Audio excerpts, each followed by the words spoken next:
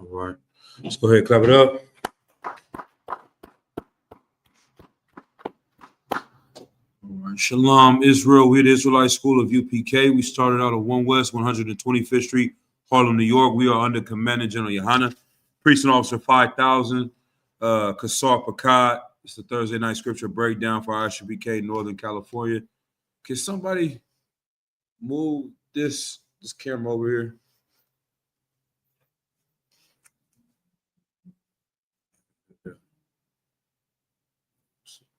There. Yeah, right there. That's cool. So, yeah,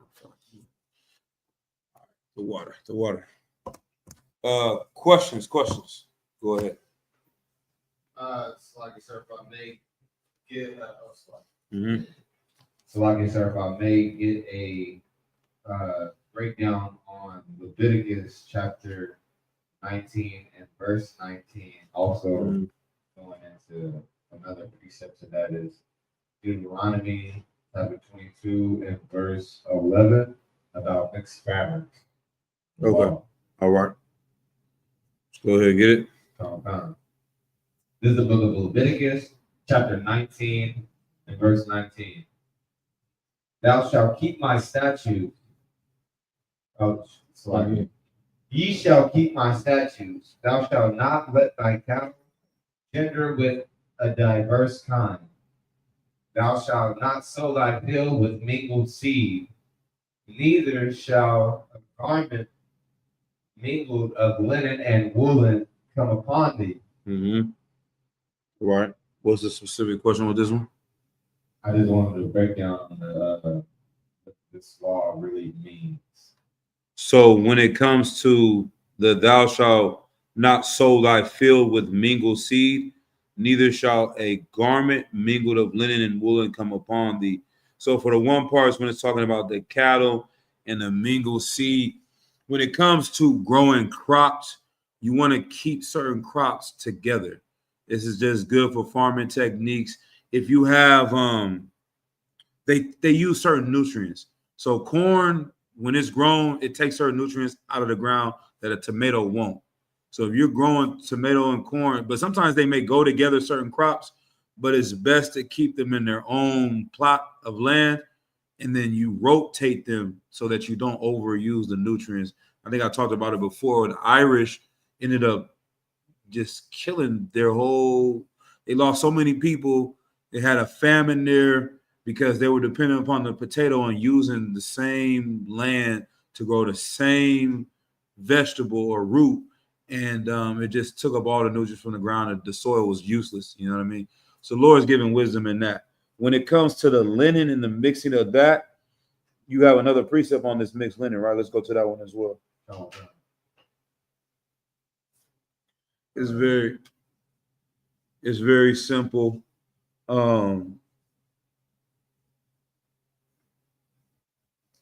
Where is it at? Deuteronomy chapter 22 and verse 11.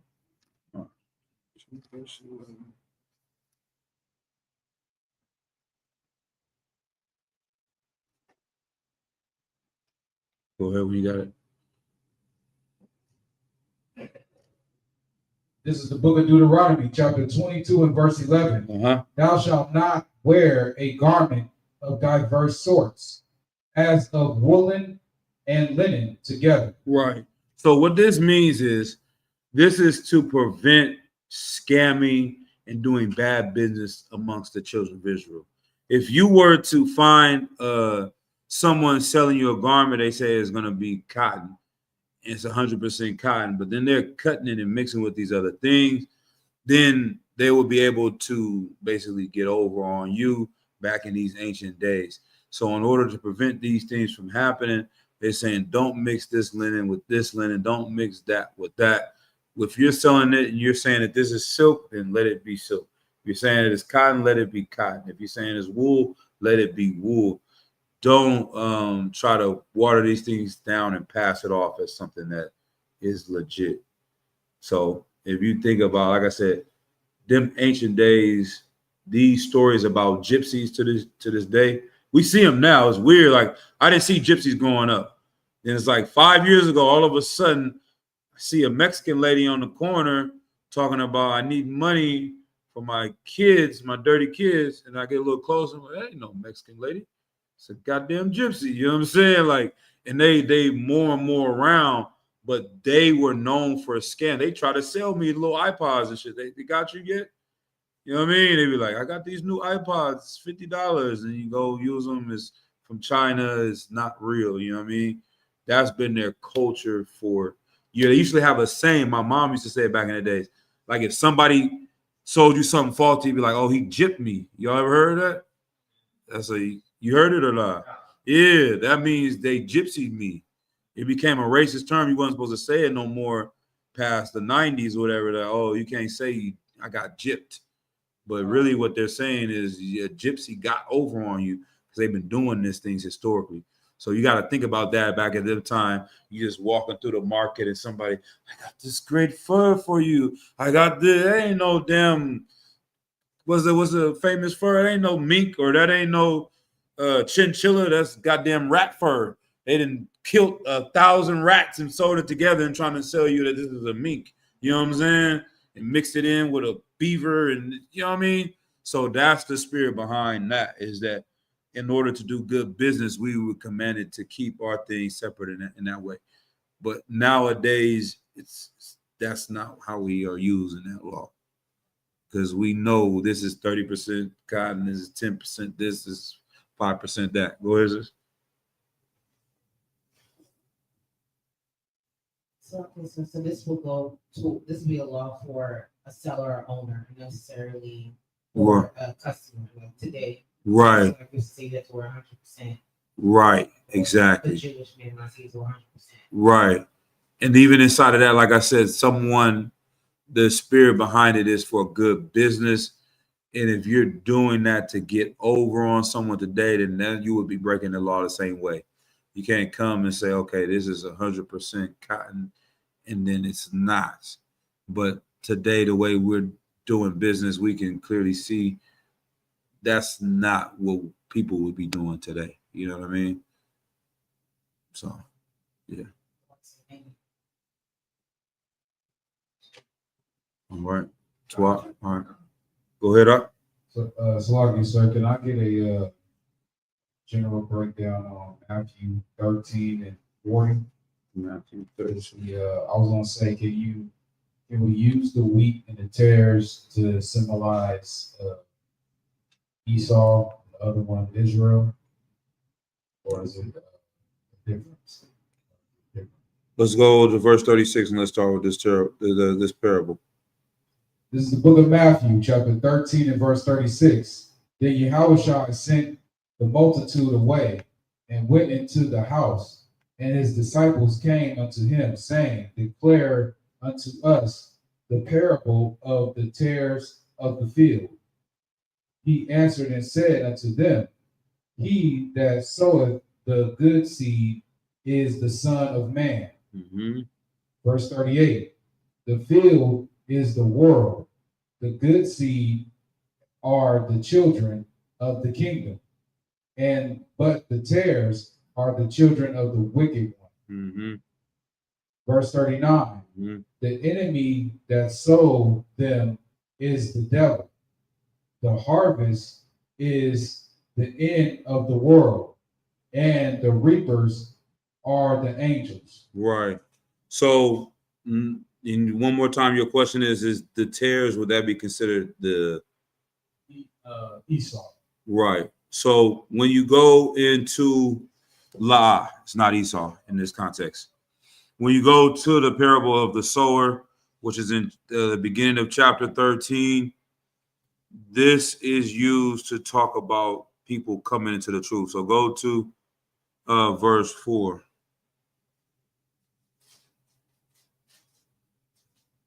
Verse 4, and when he sowed, some seeds fell by the wayside, mm-hmm. and the fowls came and devoured them up. Right. This is what we see at camp all the time. This is a very One West precept right here, and it's something that we see all the time at camp. We were talking to that sister, that Iscariot sister and her son. She came up, or Latina sister and her son, and she's hearing the truth. She's hearing the word. then someone will come through and try to devour them before she even gets rooted and even know what this is. Somebody's gonna come try to distract her and tell her not to listen to us, and then they get lost and don't even, this is a hate group, and they just leave and they, walk away.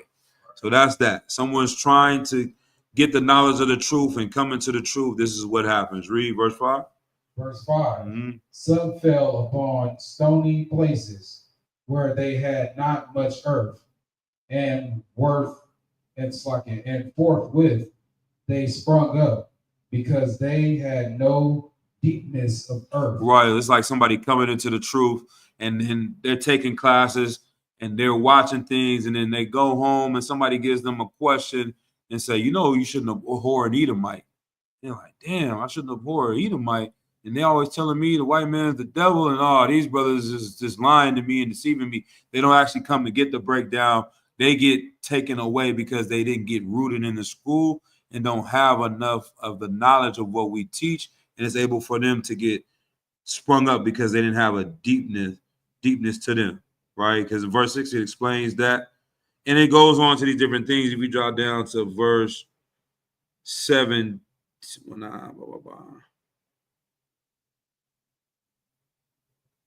yeah, I mean, you can go to verse 9. It explains it in here. Verse 9. Who has 19. Verse 19.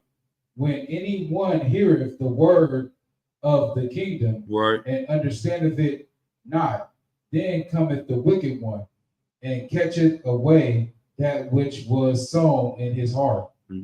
This is he which received seed by the wayside. Right. So that's explaining what I just said. That they're hearing the word, they come, and then the wicked one, some evil spirit comes and tries to take them away from listening to what we're teaching. And then it goes on, verse, where you at? Verse 20. Verse 20. But he that receiveth the seed into stony places, the same is he that heareth the word, and anon with joy receiveth it. Hold on. Yeah, so maybe, okay, hold on. Go to verse 24. Matter of fact, I'm off a little bit. So lock it.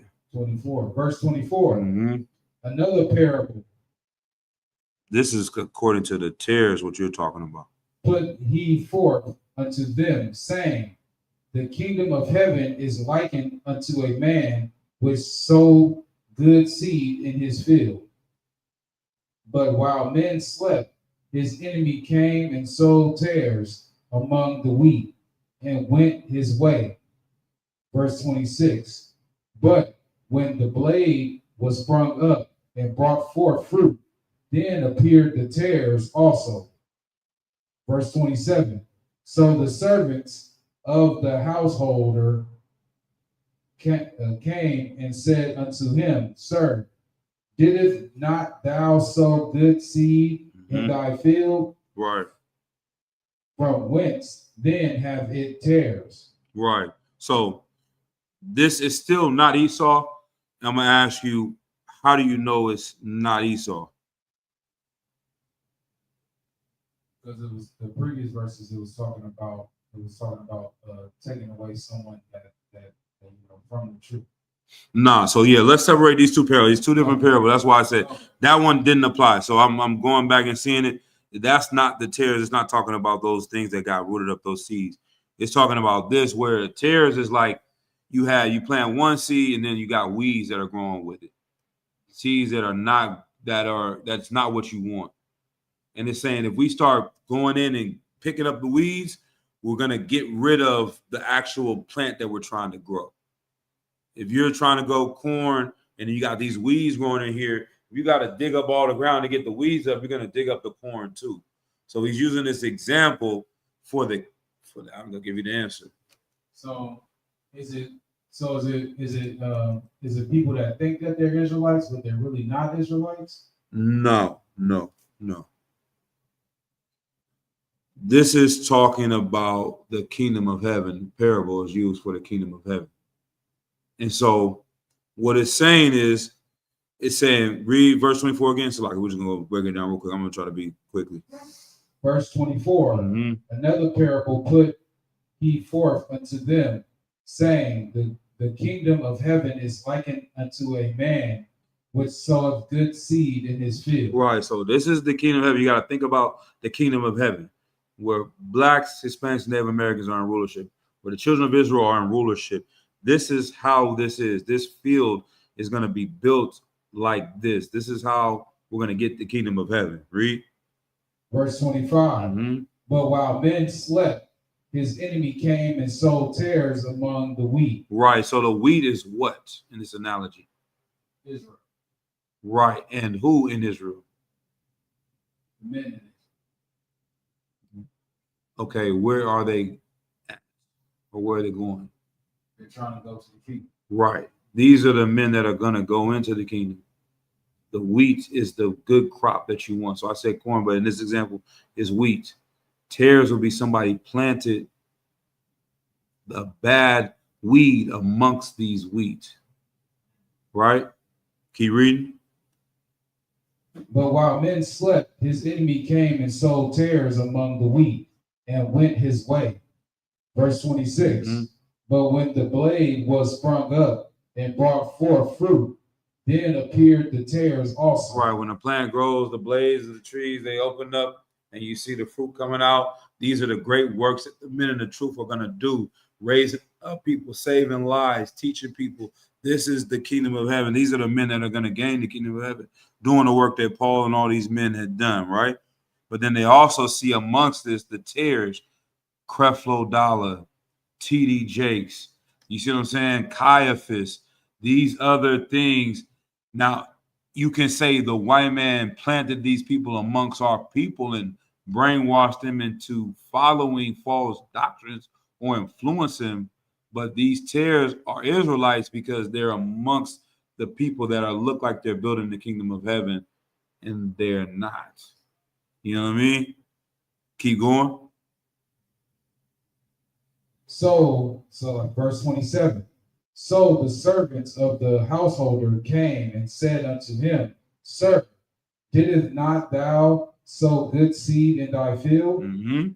From whence then have it tares? Where do these people come from? How did they get here? Read. He said unto them, An enemy have done this. The servants said unto him, Wilt thou then that we go and gather them up? Right. What is he saying? You want us to go and get them out of our people, out of our nation, right. Get them from amongst us? Read. Verse 29.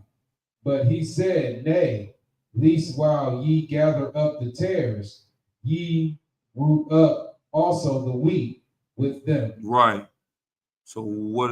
I'm gonna give you something. Basically, you gotta be careful, because if you do that, then you're gonna take the good people, pretty much good Israel. Right. Right. So what does that look like in the real world? What does this analogy represent? It'll be an analogy more so of when will that happen?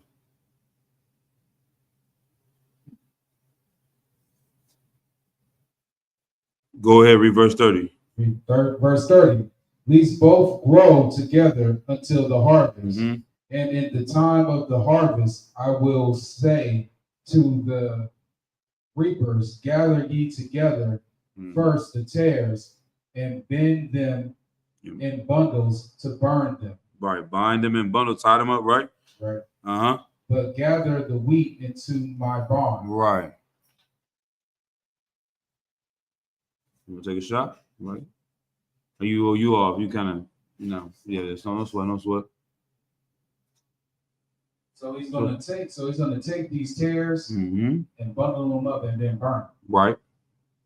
And you're gonna take the wheat, bring them into his barn. Bring the wheat and bring them into his barn. Right. Go ahead, sis. So like I said, would it be when they have nuclear fire? Yeah. All right, get this down. You know what I'm saying? World War III. He's saying they like, man, we see all this evil amongst our nation, our people. Are we going to go and destroy them now and get them up out of here? Like, no, it's gonna be a time. This is a grace period. Get them the grace, and let's watch these things, because once we come, we're destroying everything. It's gonna be a whole reset. We're gonna burn this whole thing down. We're gonna gather those wicked men out of the nation. They're not gonna gain the kingdom. But the ones that are righteous, let them keep growing. Let them build up things and gather more brothers in, and then we'll bring them into the barn, into the kingdom of heaven. And these tares, we will destroy them, and they'll be lost. You know what I'm saying? So essentially, like when World War III comes, destroy them, and then they're gonna gather the rest of all the so-called UFO. Right. Yeah. So that's that right there.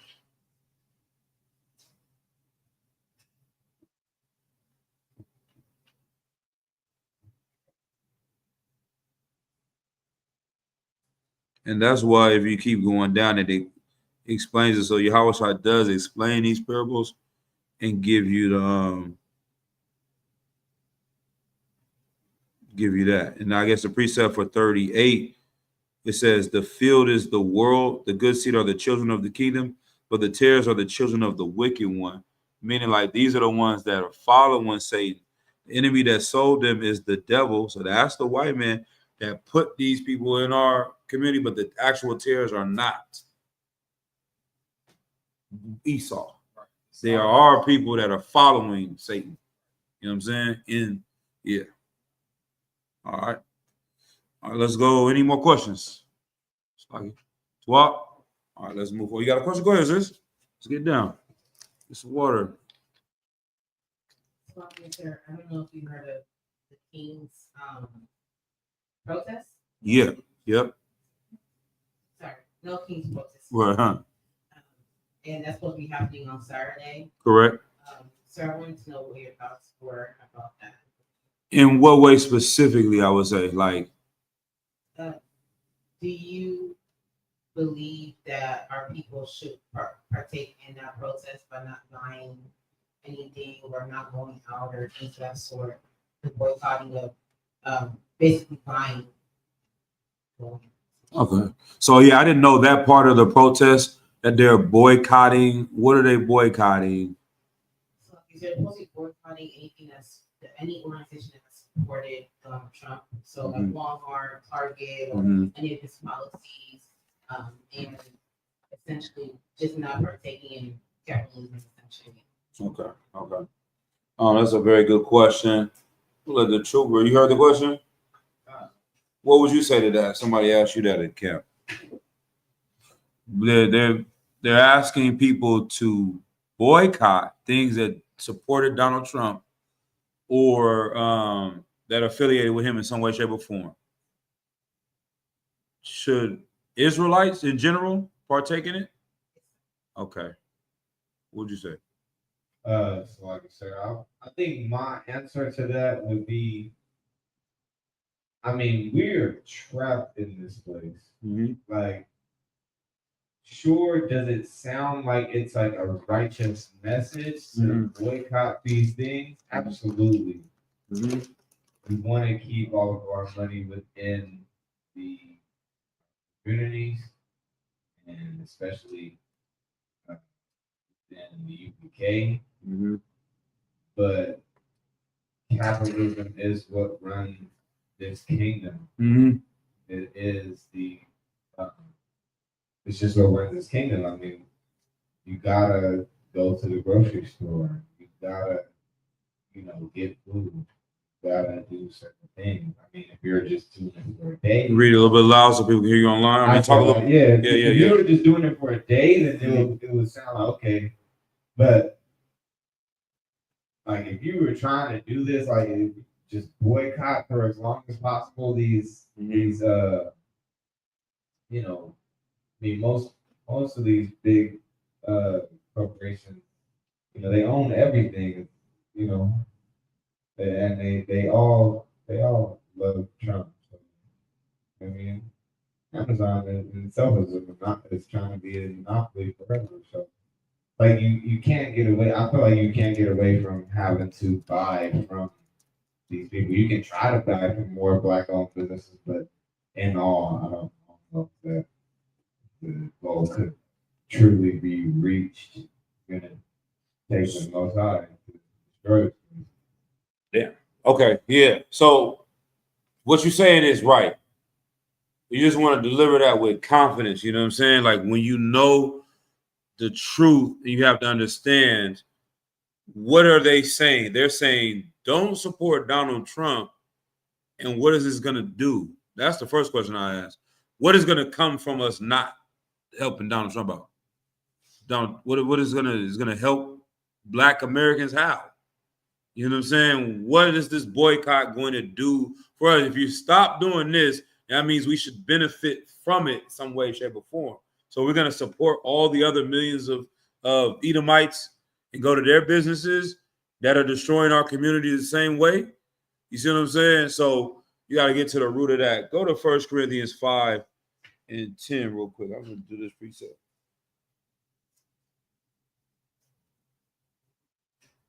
Hold on, let me see. 1 Corinthians 5.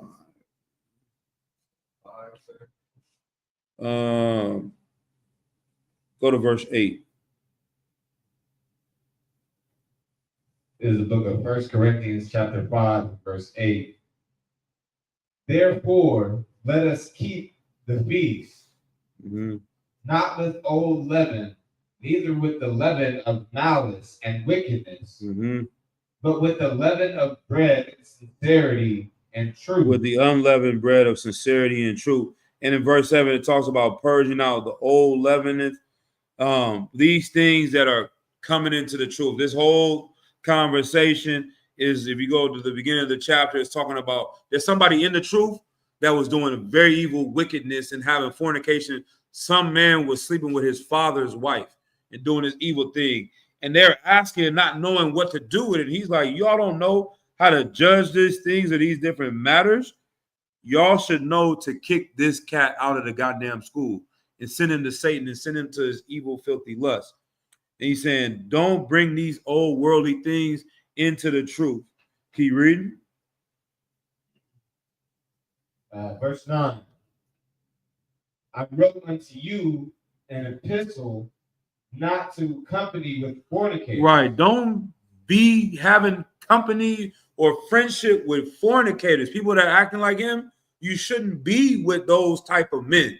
You can't be in the truth and sleeping with white women. You can't be in the truth and a child molester. You can't be in the truth and doing bestiality or whatever the hell it is.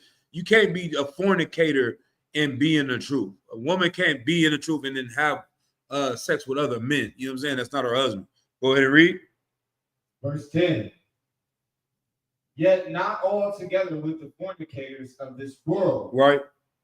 Or with the covetous, or extortioners, or with idolaters. For then must ye needs go out of the world. Right. Now, what does that mean? Anybody want to take a shot at that?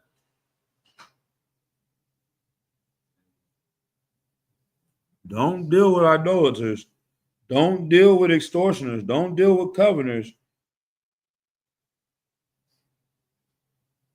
That's what we shouldn't do in the truth. But it's saying not the ones that are in the world. It's saying you're going to have to deal with fornicators. You're going to have to deal with covetous people, idolaters in the world. Go ahead, Doc. No, I was gonna say, sir, you're gonna have to deal with them, but if you are gonna deal with them, it should be more towards you pulling them into the truth, like Christ did with the publicans and sinners. Like they'll sit up there and say, "Well, Christ said with publicans and sinners." Yeah, he said with publicans and sinners to try to pull them into the truth, not to be like one of them. Not quite, not quite. So yeah, that is a part of it. I'll say that's a part of it. But read verse 11. But now I have written unto you not to keep company if any man that is called a brother be a fornicator, or a covetous, or an adulterer, or an reveler, or a drunkard, right, or an extortioner. With such and one no know not to eat. Right. So what is it saying? Saying you're going to have to deal with these people in the world that are in the world. You can't, if you wanted to stop dealing with idolaters, you'd have to leave planet Earth. You wanted to stop talking to homosexuals, you're going to have to leave planet Earth. You're going to have to talk to these people. You're going to have to do what? Business with these people.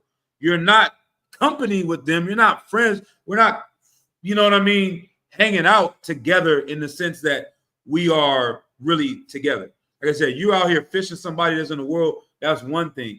But you would never call them your brother like we are together in that sense. That's what he's saying. If there's a brother in the truth doing these things, sister, then you got to do this. Keep reading.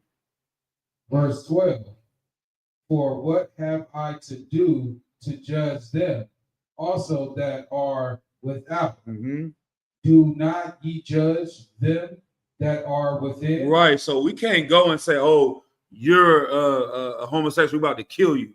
You know what I'm saying? But we can say you're in the truth, we're about to kick you out of the goddamn school. We're not going to eat with you. We're not going to be with you. You see what I'm saying? So how am I tying it to the first kings or no kings, whatever? The reason why it doesn't matter if we protest or if we boycott any of these things, because it's not going to change our situation. So you're just going to go to another homosexual and buy some things that's going to have a negative effect on the black community. It's like you're trying to get away from the Republicans and go to the Democrats. And then somebody else is trying to get away from the Democrats and go to the Republicans. And neither of them have solutions for our community. Y'all want to know some things that you should boycott? I ask you, BK, you know we've been on a boycott since 1969, right? How about you boycott Halloween? How about you boycott Thanksgiving? How about you boycott Christmas? Here's another one. How about you boycott all that goddamn weed you can't stop smoking? If black people boycotted weed, that would have a bigger effect on our community than not going to buy Denny's because they did business with Donald Trump. They're not buying whatever Nike or this business because they're doing. That doesn't change anything. The boycott that we have in the UPK, following the law, statutes, and commandments, these things that we don't do because the Lord tells us not to do it, is what's going to change our community. It's not these little micro boycotts against businesses. We need to boycott sinning. That's the boycott we need to do. Stop doing that. Stop buying whores. Stop loving whores. Stop being a whore. Boycott whoredom. You will see a change. You understand? Sign Christ. All right.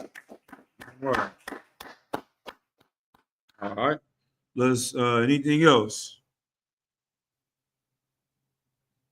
All right, let's get to it. Tonight's topic, we already 8:14, is pride is sinful.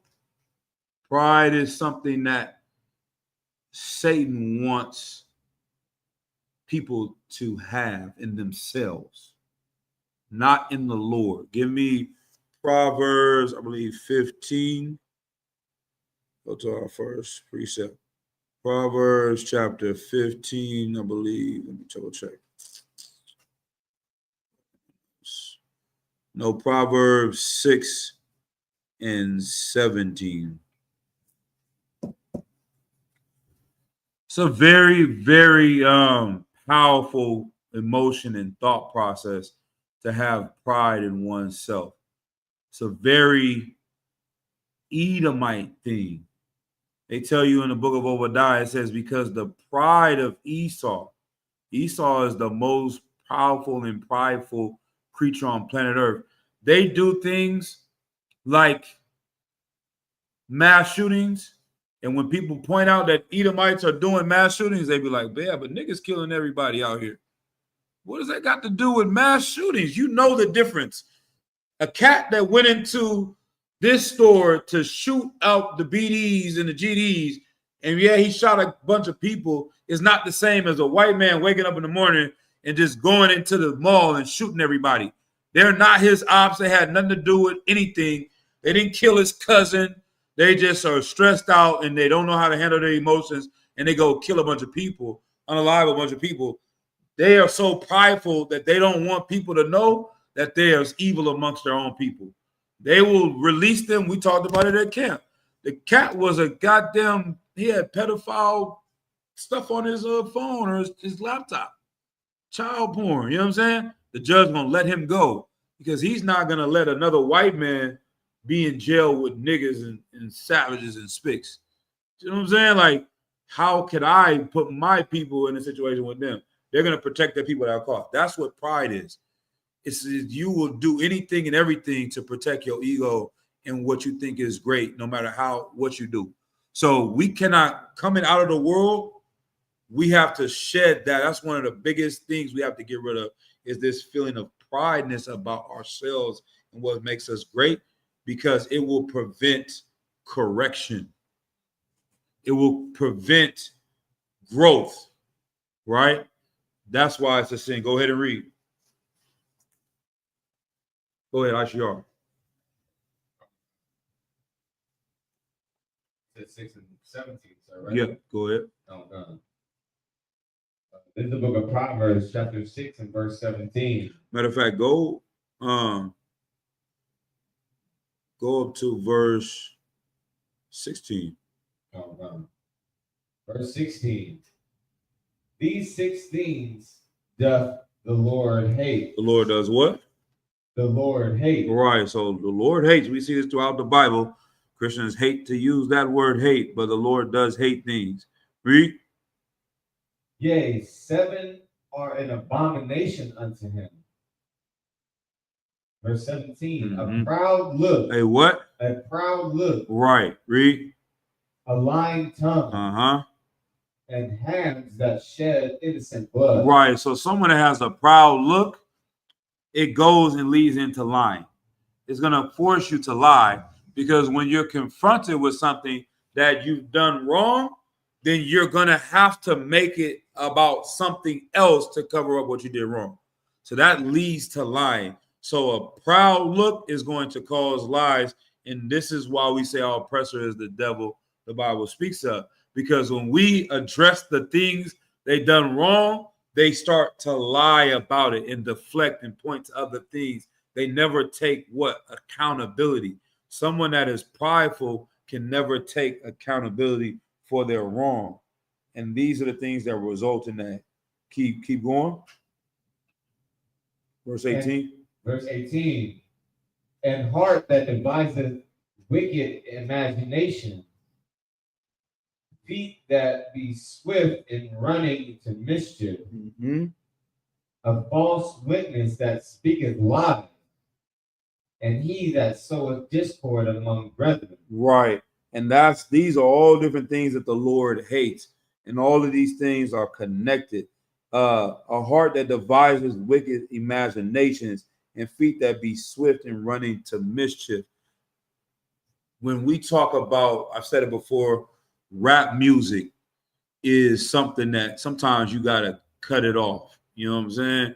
You be listening to it or watching these videos, and people still watching them. But it's one of the most prideful genres of music that if you fall into that spirit and you bring that thing into the truth, it can be very detrimental. Now, we can listen to it like entertainment. That's fine. No sweat. But if you take on the ideologies of how these cats is looking about, I'm great, I got this, look at my money, look at that, look at this makes me great. All the credit goes to themselves. The Lord doesn't want you to have pride in yourself. If you get all the pride and all the credit, then the Lord gets nothing. If you give the Lord all the credit and you find pride in the Lord, then you lift him up, right? Which is what he deserves. And so a lot of times it's like you having a 22 gun. You're like, man, I'm going to go and get some glory with this 22. The Lord got a bazooka. You keep trying to use this 22. The Lord like, get out the way. Let me show you who really is that dude. You're getting in the way of the Lord doing those things. So this is why we have to stay humble, and humility is the opposite of pride. Being humble is a very important spirit to have in the truth. So I'm going to bring a couple of precepts. Let's go to Ecclesiastes, because a lot of these things are wisdom. We're going to be in Ecclesiastes for a minute. There's a lot of wisdom in this book.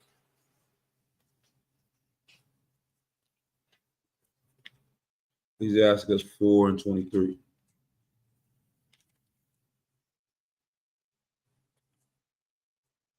And that, I mean, I knew it was bad when I kind of feel the older generations of how the transition of music has evolved from the hip hop, the hippity hop, and they broken glass everywhere.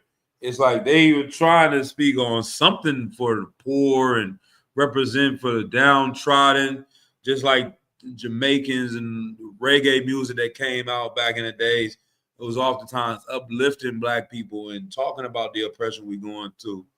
And then somewhere it became commercialized and cats started making money, and it just got to the point where we're here, cats are making songs talking down on poor people.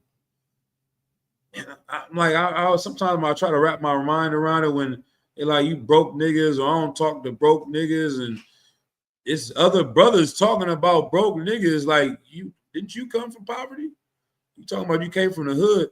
I can understand somebody may not be on their hustle, but everybody in the hood cannot become a millionaire. Or do they feel like maybe they're talking about other rappers? Like maybe in their mind, they're like, oh, you're a rapper flexing like you got money. You really a broke nigga. Ha, ha, ha, ha, ha. But it's like, what does that psychology do to the 10-year-old that really just barely had cereal for dinner for every night this week? You know what I'm saying? Like, you're still looking down on poverty when the majority of our people are in poverty. It just doesn't make sense to me that we've gotten to that point. That's because of pride has led them to feel like that they even forget anyone else in these situations. They can't even empathize or feel for them. Go ahead. It's lucky. Verse 23, sir. Yep. This is the book of Ecclesiasticus, chapter 4 and verse 23. Mm-hmm. And refrain not to speak when there is occasion to do good, and hide not thy wisdom in her beauty. Right. Refrain not to speak when there's an occasion to do good. When there's a time to speak and help people out, then you should not hold your tongue. You should speak up for what is right. Don't hide your wisdom and your beauty. You have to speak on certain things at certain times. Read. For by speech wisdom shall be known, and learning by the word of the tongue. Verse 25. In no wise speak against the truth, but be abashed of the error of thine ignorance. Right. So if someone is speaking something in wisdom and they're teaching the truth, you shouldn't go against it because you don't know something. You know what I'm saying? Like, this happens at camp all the time. You'll hear people come up against us and they will try to argue things that are clearly, they don't make any sense. They'll either make up lies, they will say all manner of things and really try to defend something that is wrong just because they don't know something. Like, instead of just saying, I don't know, their pride won't let them do that, so they're going to keep fighting. Drop that. Let's go to Ecclesiastes 5 and verse 2. The book of Ecclesiasticus, chapter 5 and verse 2. Follow not thy own mind and thy strength to walk in the ways of thy heart. Right. This is wisdom right here. When people follow their own mind and start doing their own things, then we get so many variations of life. That's why I say, wide is the gate to destruction. Like, it's a narrow path into following the Lord and serving the Lord. That's how we have to be. And this is why we say this is the only home of the truth.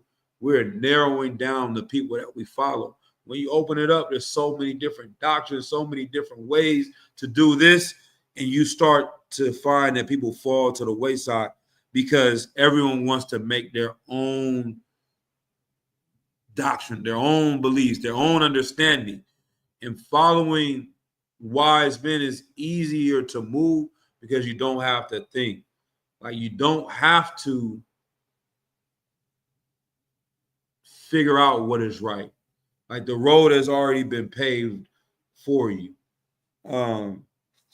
Someone will say it like this: you live and you learn. Y'all heard that before. You trial and error. You know what I'm saying? He's just gonna have to go through some things. This is what he told us. Oh, you don't understand now. You're just gonna have to go through some things, and then you'll understand later. That is not One West. That is not the ISUBK. We don't live and learn. We don't live and let live. We don't have to go through the fire to understand that it's hot. It's the same thing with your child. They want to touch the stove. You tell them, don't touch the stove. They're like, oh, I want to. Don't touch it. It's hot. I know it's hot. You don't need to go through it to, I'm not going to, you know what I mean? But at some point in time, if someone is pushing and keeps going, then you do got to get out of the way and let them touch the stove, just like you would your son. Like, all right, you don't want to listen, go ahead and do it. These things were put in place so that we don't have to go through certain things. You understand? The protocols that were set up in the truth were put in place so that we don't have to find out that fire is hot.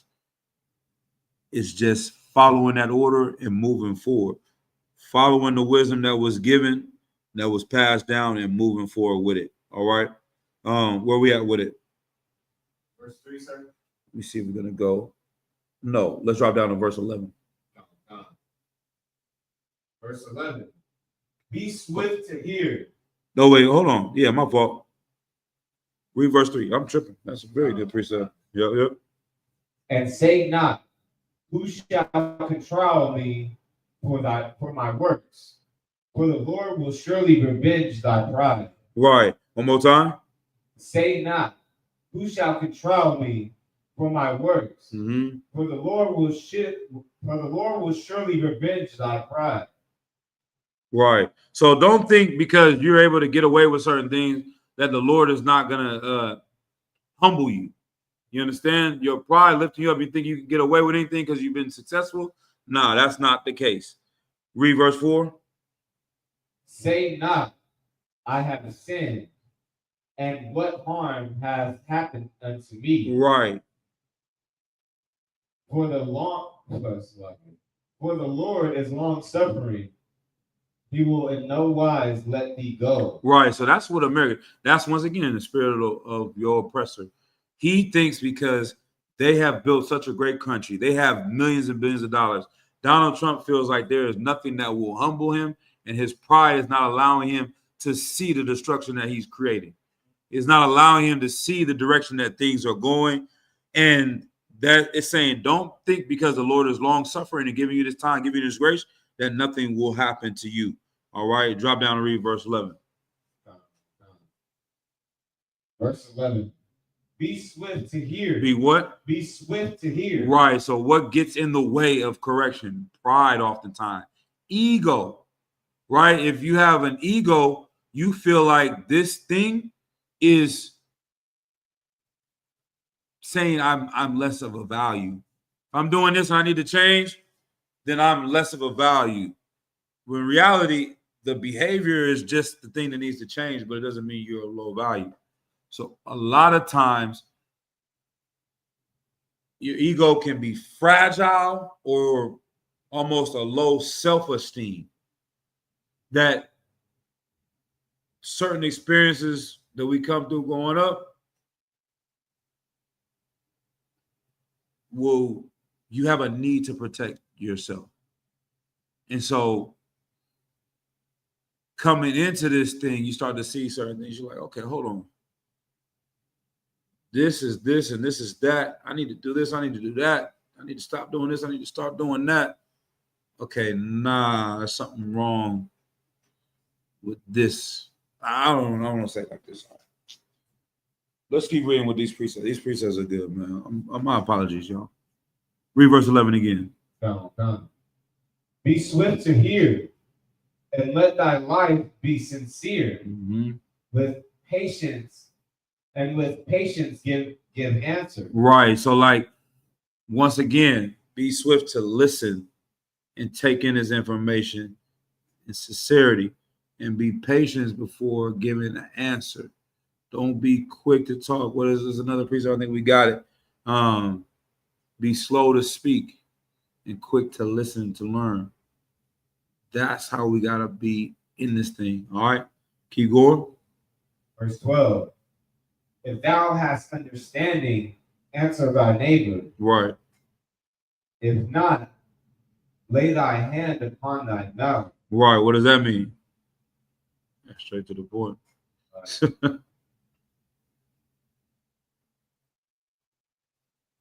Go ahead. Like, if you're in a conversation with somebody and you like, if you understand what they're saying, like let that be known. And if not, then just shut the hell up. Damn near. If thou hast understanding, if you know something, you can speak on that. If you don't, shut the hell up. That's exactly what it's saying. You know what I mean? Gain that wisdom. Let's keep going on. That's a good one. Let's go to chapter 6 and verse 2. I say I got a lot of precepts in here on this. Book of Ecclesiasticus, chapter 6 and verse 2. Like, how do you say this verse? Extol. Extol. Mm-hmm. Extol not thyself in the counsel of thine own heart. Alexa, what is the definition of extol? Expo is usually defined as a World's Fair or international exposition. I told you. Alexa, stop. I have to really extol. I have to talk. Extol. Alexa, what is the definition of extol? The verb extol is usually defined as to praise highly, laud, eulogize. That's it right there. Extol, don't exalt yourself. Don't raise yourself up in the counsel of thine own heart. That's pride. You know what I mean? It's like, oh, ain't nobody tell me nothing. I'm up here and I know what I know. So this is why I'm doing this. You know what I'm saying? Keep going. Extol not thyself in the counsel of thine own heart, that thy soul be not torn in pieces as a bull straying alone. Right. And that's what, I mean, we see it so much now. Like I said, we got our times with everybody. Everybody has their time, right? Women, pride, and a lot of times women, they talk about this accountability thing. It comes up a lot that if you show a lot of women, not all women, especially solid sisters in the truth, you show women in the world and these things where they're wrong, their pride won't let them admit that. And so they're going to try to protect their ego and deflect or go to something else instead of taking in what is being said. And then they get destroyed every time. Like, once again, I'm seeing this topic on the internet. It said that patriarchy is what's wrong with the world. Men being in charge is what's wrong with the world. And there was a brother on there talking about, he was doing a whole breakdown saying that patriarchy makes men hate femininity. And patriarchy makes men not want to be smart. And patriarchy does this and does that. And I'm like, all of these people are doing the same thing we were talking about last week. They're missing out that it's white patriarchy. It's white toxic masculinity. It has nothing to do with patriarchy because all patriarchy means is that men are in charge, men are the leadership. But these other things come from white men being in charge and white leadership because this is not how men in the matter of fact, somebody Google patriarchy and read. This is ridiculous, right? But this is that example of, yep. I was looking it up earlier. Let's see if it's got some of the same things on the first. I'm like, damn, I can't believe. You want the definition, sir? Yeah, I got an AI overview on mine. I don't know if it says the same thing. Yeah. Go ahead. Patriarchy is a social system where men hold primarily power and dominate in roles of political leadership. Right, exactly. Moral authority, social privilege, Mm-hmm. and control over property. Right. It is characterized by a hierarchy that privileges men Right. and includes both formal institutions and informal Blah, cultural. blah. Right. We blah, blah, blah. It says it also perpetuates gender inequality. Let's see, drop down to let me see, economic life. Go to where it says economic life. Economic life. A persistent gender pay gap exists, and women are often excluded from paid work or concentrated in lower paying jobs. Right. Household and family. Household and family. Traditional family structures can lead to women having their labor, such as housework and childcare, disproportionately expropriated. I gotta look expropriated that up by male by partners. male partners. Right, but this basically they're yeah. Keep going. Violence too. Violence. Mm-hmm. Women are more likely to experience gender-based violence, and the threat of violence can limit their autonomy.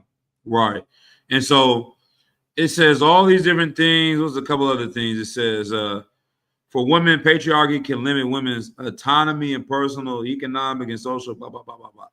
All these things are saying that this sounds like a very evil system, and they're putting men being in charge equals all these things. That's not the case, because traditional values and families, once again, they're talking about the 1950s where men were in charge and the women stayed at home and the men were the only ones working. The majority of human history, men and women both worked on the farms, and they both benefited from these things, and they worked together into a richer family. The Bible talks in Proverbs 31 that a woman would go out and buy a field, and that a woman would sell it and bring things to her husband and do these things, a very important part economically to the family in the Bible. And the Bible still is a patriarchy, having men in charge. Violence against women. The Bible doesn't tell men to go beat women. This is not in the truth. We don't teach that. You see what I'm saying? Men being in charge don't equate that. But guess what? White men in charge equates this. Now you go out and try to speak this to 100 women, and their pride is going to prevent them from hearing these things. They're going to, in order to be right, they have to prove, even though I'm saying I'm agreeing with you, I'm saying, yeah, you're right. Patriarchy is messed up. It's just white patriarchy. It has nothing to do with men being in charge. But they're not going to hear that because I'm challenging one thing that they believe. And that is effeminate, emotional, and there's no room for that in the truth. And there's definitely no room in that, you know what I'm saying, amongst the brothers. So go back and read verse 2.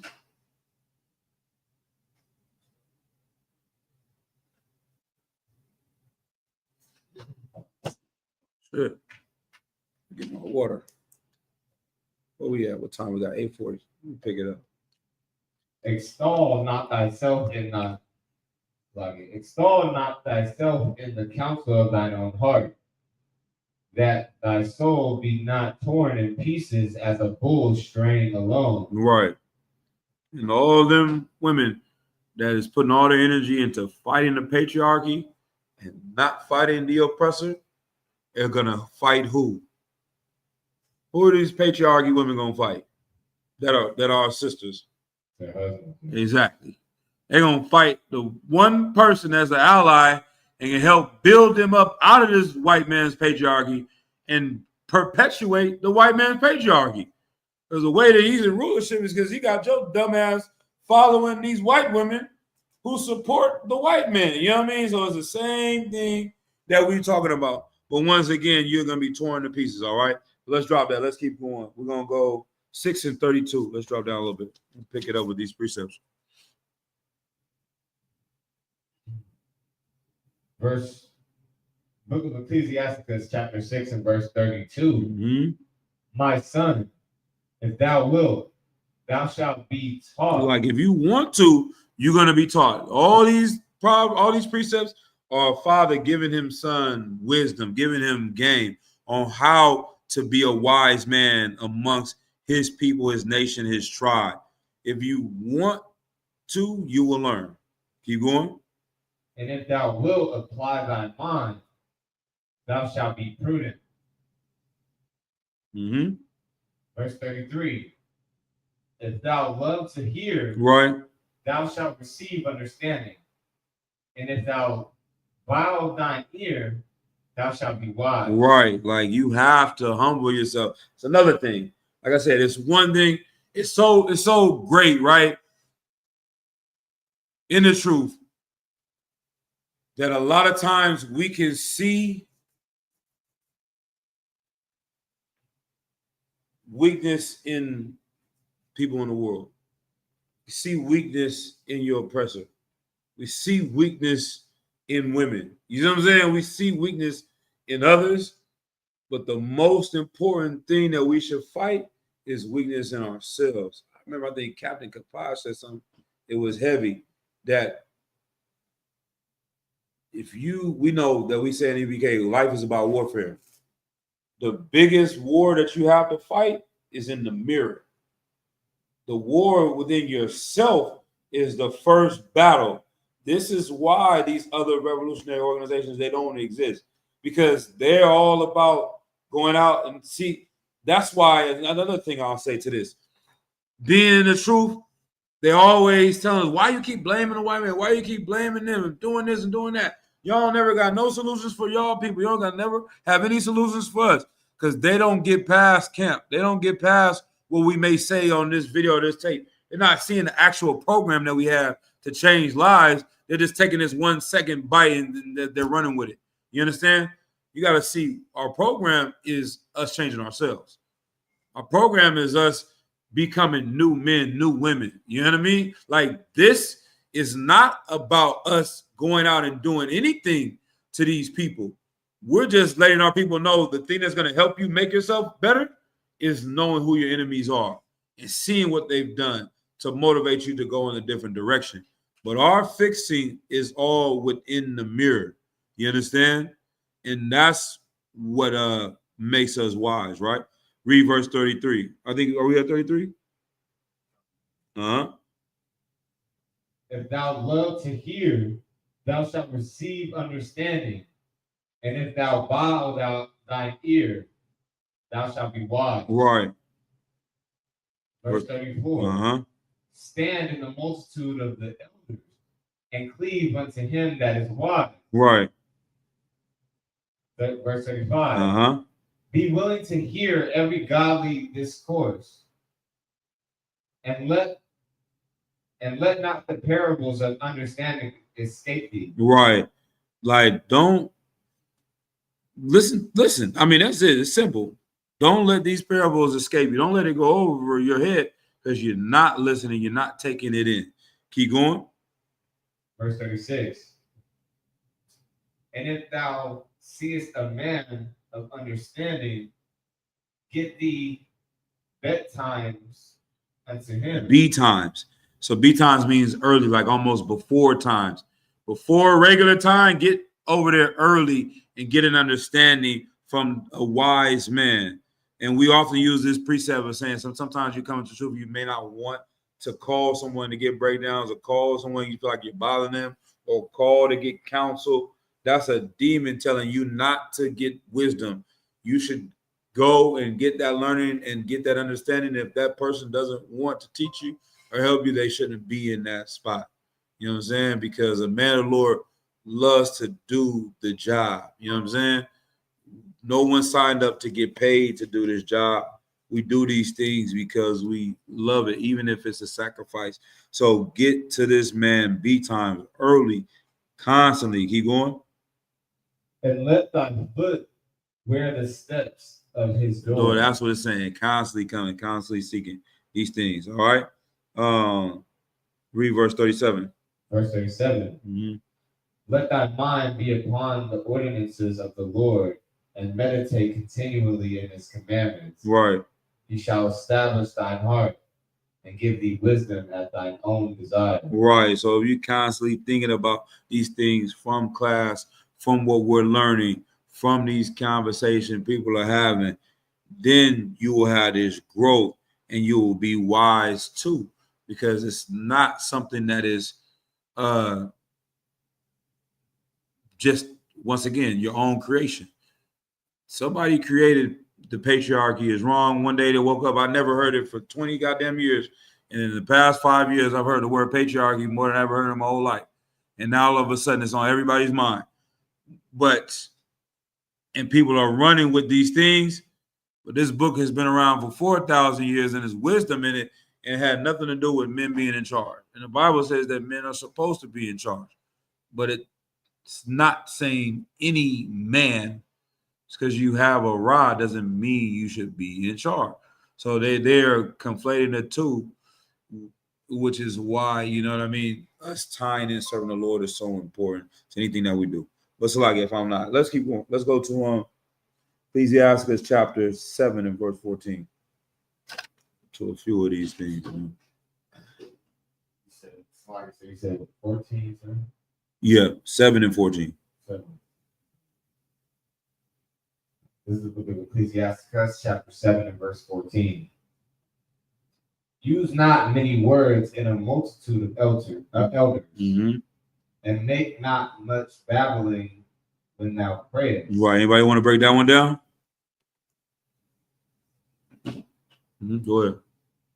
Like, it's like when you hear when people that are wiser than you and group and they're speaking, wise things, is wise to, just listen. Yeah, brother. You know what I mean? Like, man, you get around certain, obviously, generals, captains, you know what I'm saying, high-ranking men, it's time to listen. You know what I'm saying? Like, it just soak up the game, get the knowledge. You got any questions, you coming with that. Outside of that, you're not going to impress them by trying to sound wise. That's what a lot of times young, not saying young men, but like young men, if that makes sense. Like a young-minded person will want to impress wise men by matching wisdom. Like I had a friend in the world. He used to be weird. I'm like, is he doing this on purpose? Somebody would tell them a story about, man, I had this situation, I went through this or that. And he would, every time he would almost parrot them, like, yeah, I went through a situation just like this and like that. I'm like, every time somebody says something, like, you just want to match that story, match that information, match that wisdom. I'm not trying to go toe to toe with Commander General Hanna. I'm about to just listen. You know what I'm saying? I'm not trying to add anything to him or impress him with my breakdown. I'm about to just shut the hell up and listen at this table, because it's more for me to learn at this point in time. But that's how people become wise. So we all, like I said, we always hear that too, when a lot of times people may come out the world and they got all these damn battle stories, and I sold this and I sold dope and I killed this nigga and went to prison, and that. It's not impressing the generals. It's not impressing the captains. It's not impressing that's not impressing them. You know what I'm saying? Impressing them is seeing a trooper going this way and that way, this way and that way. It's not sitting up here trying to be all in the conversation and doing that. They want to see you going to and fro, working. Coming to class, sitting down, being quiet and learning. You know what I'm saying? That is how you become wise. That's how you grow. That brother in Chicago, I think he was 10 or 12 years old, was amazing. You remember that young brother? That brother is a super trooper. I would have, if I was a trooper and I see him, I would have been trying to keep up with him. I would have been offended that a 10-year-old is doing more than me. You know what I'm saying? Personally, that would have offended me. Like, there's nobody going to give a 10-year-old shout out on my watch. If he getting a shout out, I'm getting a shout out too. You know what I'm saying? There's no way. It's no fucking way. You know what I'm saying?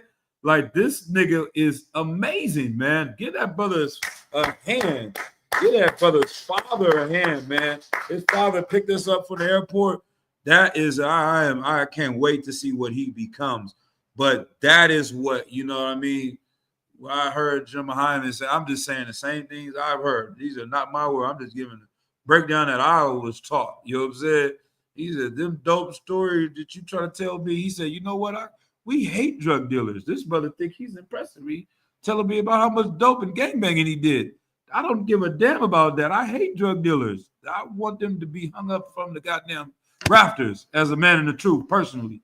The pimp does not impress me. You understand? Impress me is taking the trash out and mopping. That's what impresses them.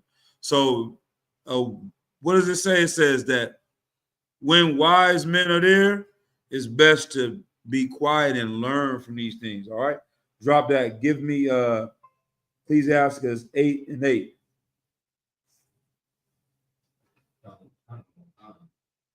This is the book of Ecclesiastes, chapter 8 and verse 8. Despise not the discourse of the wise, but acquaint thyself with their proverbs. Mm-hmm. For of them thou shalt learn instruction, and how to serve great men with ease. Right. Despise not the discourse of the wise. Like, that's something they say, you got to check your spirit. Wise men are having this, and it's bothering you, it's angering you.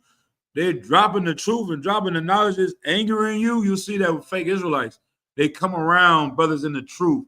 They despise the wisdom of what is being taught. We seen that again in Chicago, man. These cats, fake Israelite in a wheelchair, when he came to the barbecue after he tried to flare up on General Aya Shawamar, like he was wrong and he didn't know the truth, and they both had the truth, and all these things that he's saying against the UPK, which makes us wrong. The brother came and we helped him because he was in a wheelchair. We had to, still search him for Shamar. I see a lighter fall right, in his wheelchair. You know what I'm saying? I'm like, bro, this brother is on drugs. You know what I'm saying? All that battling about this breakdown and this, that, and where y'all got the knowledge from, brother, your information is not getting you off of weed, man. You need to shut the hell up and listen to the general right now. This thing that you got, you're despising the discourse of the wise, but you need to learn the proverbs that they're teaching. You need to learn the things that they're teaching, because then that's what's going to make you become better. You should learn how to serve great men that have conquered getting high, have conquered dealing with whores, have conquered ending gang banging, etc. You know what I'm saying? You're still doing these things, but trying to battle someone over these. It doesn't make sense. You know what I'm saying? All right. So let's go to read verse 9. Verse 9. Miss not the discourse of the elders, for they also learn from their father, Mm-hmm. and of them thou shalt learn understanding. So, Mm-hmm. and of them thou shalt learn understanding, and to give answer as need required. Right. So what is this saying? It's just saying, don't miss the conversation of the elders, for they learned to their fathers. These things have been passed down. And all of this stuff that we're taught, it comes out of the Bible. That's what separates the home of the truth, is breaking down this book that no one could understand or no one had. They're not wise because they're reading this book to increase their ability to sin. When you're not actually supposed to be in charge of this, you're going to have so many sins, you're not actually getting rid of them, and you're going to read this book to sin. Like, there's a precept in here that says, basically, don't give your money to a sinner, or don't give charity to a sinner. So IUIC uses that to never give out food to the poor, or to never help people that are in the world. Like, how do we know that's not true, or that's not what that precept means? If you know the Bible, go ahead. Because Christ did it. Let that brother in. You know what I'm saying? But they're not in the spirit of the truth. They're in the spirit of making money and building an organization full of homosexuals. So they have to find these precepts and make it about something else because the Lord is closing their eyes to even see what this book even means. So they're blinded by all these things. It's the same reason why Tahar can read the same book and say you can rape a woman. Somebody else can read the same book and say I'm about to call the police and turn this brother in. Somebody else can read the same book, Guerrilla Hebrew, and say that you can sleep with white women or you can have prostitutes. They teach that in Sakari. You can buy a prostitute. They teach that in GMS. You can buy a prostitute. You understand? Their spirit won't allow them to see what's really here, and it doesn't allow them to get wise and grow. The ones that are teaching the truth learned it from the people that was passed down, and they learned it from this book, really seeing what is written here. All right? Let's go to chapter 9, verse 18. I think we're almost done with Ecclesiasticus. What time we got? 8:56. All right? You said 18, sir? Yep. The book of Ecclesiasticus, chapter 9, verse 8. But go to verse 17, man. Verse 17. For the hand of the artificer. For the hand of the artificer, the work shall be commended. Right, let's look up that word. I think it's just like somebody that's a craftsman. Artificer. Definition. A skilled craftsman or an inventor. The hand of the artificer, the work shall be commended. Like the things that he made, you're going to get credit for that. You built something with your hands. Karak has that shield. Some brother in the school made it. He's an artificer. You see that work, you're going to be like, damn, that's fire. How did you put that together? You're going to get credit for that. Keep going. And the wise ruler of the people for his speech. Right, like somebody that's wise and a ruler of the people, they're going to be known from their speech because it's very powerful in the things that you say. We hear these different precepts in the Bible that saying the tongue is a small piece of the body, but it can do a lot of damage in the things that we say. So we got to watch how we communicate, talk to each other, and because it can tear people down more than physical violence. So that's another big lie that they told us growing up. Sticks and stones may break my bones, but words will never hurt me. Verbal abuse is a real thing. You understand? So much so that it's oftentimes people would choose physical harm over verbal violence because those things stick.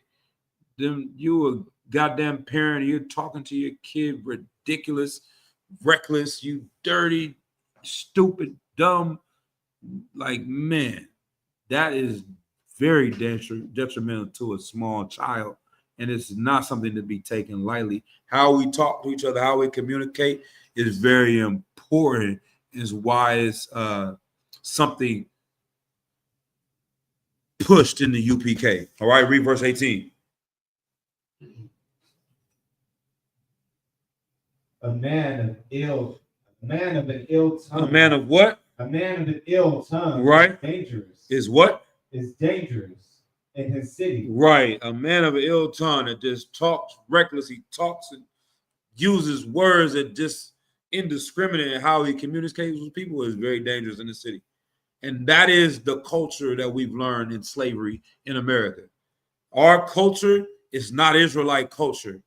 We think that love is talking crazy to someone else, like that is it. You come, oh, big-headed ass nigga, little cockeyed. Like that is how we think that we show love to each other in the black community oftentimes. I don't know too much if Latinos are going to do the same thing. They call them gordo, and I don't know, you know what I mean? I don't know if it's as much roasting, but that is something like Judahites are big on that. We feel like if we don't disrespect you, we don't love you. We're not close. You know what I'm saying? That's not necessarily true. It's fun to have jokes and play, but to a certain extent, foul communication, even when we say nigga, like we want to have it only as being a positive word. In front of public, we say, "Yo, we took that word back. We made it ours. That's my nigga. That's my nigga. I love my niggas." You didn't use it like that when you was beating that nigga. You bitch ass nigga. You got me that money, nigga. Where my mother money at, nigga? Like, nigga, you're not talking to him in brotherly love. That is a different way of saying it. You know what I'm saying? And this is how we communicate and try to convince ourselves that things that we're doing are positive when it really no, Aqua. That is not positive. That is not love. That is hatred. You're speaking violently. You know what I'm saying? Your communication is off, and you're going to destroy this person's spirit. You can destroy a whole goddamn city because you looking at a town of people that communicate violently with each other. And we wonder why the violence is so goddamn high, because we're not teaching our children how to communicate positively, whether they're angry or whether they're calm. There's no brotherhood in their speech. It's enforced in the UPK of our culture of way we talk to each other because it's brotherhood in the speech. Salakia, sir, if I may. Da-da-da-da-da, Khan, the water, Most High in Christ. This is a way of talking that we never communicated before. It's a formality, right? And a lot of times we become used to being informal so much that it's hard, almost uncomfortable to speak like that. But we don't realize such the negative effects of doing this for so many years. Read verse 18 again. A man of an ill tongue is dangerous in his city. Right. And he that is rash in his talk shall be hated. What does rash mean? Rash means, this is let me see, it says pulling up an actual rash definition. Let me say rash talk. Let me see what that comes up. Rash talk meaning lack of care. You got it? Okay. Most High in Christ. Like, yeah, speaking too quickly without careful thought. Trash talking. You understand? Boastful language to intimidate others. Meaning or acting, speaking too hastily or carelessly without proper consideration for the consequences. Like sometimes if you take a pause and a break, if you're frustrated and you feel attacked and you want to say something, take a deep breath. Pause before you respond. What does it say? Don't react to a situation, respond to it. That takes a little bit of self-awareness. So he that is rash in his talk shall be what? Shall be what? All these alerts, I don't know where they shall be hated. Shall be what? Shall be hated. Shall be what? Shall be hated. Right, yeah. That's where hatred comes from. We watching that one video. Who was that? That was Snubs. Snubs and some cat in Sacramento was roasting each other. He's talking about how he's dressed. And then the next thing you know, he's talking about how he's dressed. And the next thing it comes is you not a real pimp. The next thing comes is you ain't getting no money. The next thing comes is, nigga, we about to fight. You understand? And after that fight, what do you think is next? Nigga, somebody gonna die. You know what I mean? Like, all of that could have been avoided if them brothers was talking and communicating with respect for each other. All right? Let's drop that, man. Let's go to James 1:19. I think it's another preset that it says that I know we got the one that says firebrands. If you can joke so much and offend someone, that's not joking. It's not playing around. You saying I'm throwing firebrands around and saying that it's sport. I just I'm throwing something at you and it's actually harming you. We shouldn't play like that. You know what I mean? Let's see. Somebody got a question online. Let me double check and see if this is like it. I'm missing these answers on here. Okay, I'll say Salakia Matam Yat. You got a few questions. I'm gonna try to address them if you're still with us, Matam Yat. Go ahead, type a 1 in the chat if you're still with us. Or maybe double back and check these answers as well. Salakia, we missed a lot of these questions. Go ahead, what you got? Verse 19, sir. James 1:19. Yes. This is the book of James, chapter 1, verse 19. Wherefore, my beloved brethren, Let every man be swift to hear, slow to speak, slow to wrath. For the wrath of, go ahead. For the wrath of man worketh not in the righteousness of God. Righteousness of God, right? So wherefore, my beloved brethren, let every man be what? Swift to hear and slow to speak. Once again, these are the same things. It's a reoccurring theme. Like that's that respond versus reacting. You can't respond. You got to take in part what's being said before you respond to that. And then don't be so quick to anger. Like anger is an emotion. That's something the dude, I think I said or reading in the comments, they said that the patriarchy teaches that being angry is not an emotion. Hell nah, you ain't heard no UPK breakdown. That's the first thing that we say when we say don't be emotional. The most emotional thing you can do is be angry. You know what I'm saying? That's it. It ain't crying and following. Oh man, somebody did this. Somebody. Nah, anger is the biggest emotion that men have to control. Men have to be on guard. What is going on here? Be slow to speak, slow to wrath. All right. Before we keep going, I had a few more precepts, but let's go up to what this brother is asking. So somebody give me the book of Jonah. He says, Salag, if I may, what scriptures, prompted Ariah for the 2K prophecy? I don't know what scriptures prompted Ahad Priest Ariah for the 2K prophecy. Okay, I don't have that breakdown in if he said that. I thought he was asking what scriptures show that the prophecy didn't happen, but he was still right. So I know in the book of Jonah, it talks about the Lord said that Nineveh was going to be destroyed at this time. Jonah didn't want to go tell the city. He went and told the city and warned the people. They fasted and they did not have that destruction at the time. And so, but it was still a right prophecy. The Lord just spared Nineveh. Give me Genesis 12:3. Let's see what this is. And I think one more person had a question. I want to address that. Yeah, Mother Mia is still with us. What's on your question? This is the book of Genesis, chapter 12 and verse 3. And I will bless them that bless thee, and curse them that curse thee. And these shall all families of the earth be blessed. Verse 4. Okay, hold on. So he said, also you understand Genesis 12, what families is he speaking about?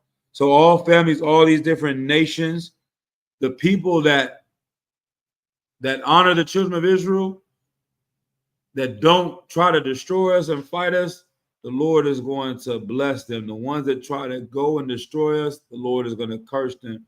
That's any family. That's any of these other heathen nations. It's not a specific nation. Anybody that's not the children of Israel, if they support the children of Israel, then the Lord will bless them. If they trying to destroy us, the Lord is going to curse them. This is just more for us to understand that if we serve the Lord, even our enemies will be at peace with us. We see it all the time in UPK. People that hate blacks, Hispanics, and Native Americans, for some reason, they listen to us and they're like, all right, I get what you're saying. I think that dude on that Commander Hana was talking to, I got to go back and look at his work more. But the interviewer, he was agreeing so much with Commander Hana, but I think he's a white supremacist. The way that he kept talking about Jewish people, I'm like, he sounds like an Aryan, but for some reason, he's like everything the general was saying he's in agreement with is because they don't deny the truth of what we're speaking because they've never seen anybody else explain it like this. They say even the police would come, they be like, man, I may not agree exactly with what y'all saying, but the structure that you got and the order that you have, I'd rather see y'all out here doing this and out here selling drugs and shooting up people. It makes my job a lot easier, right? But go ahead. Let's see anything else. This person, Lou, said, which blacks were the true Israelites? There's so many different tribes in Africa. Which ones are the chosen people and which ones are not?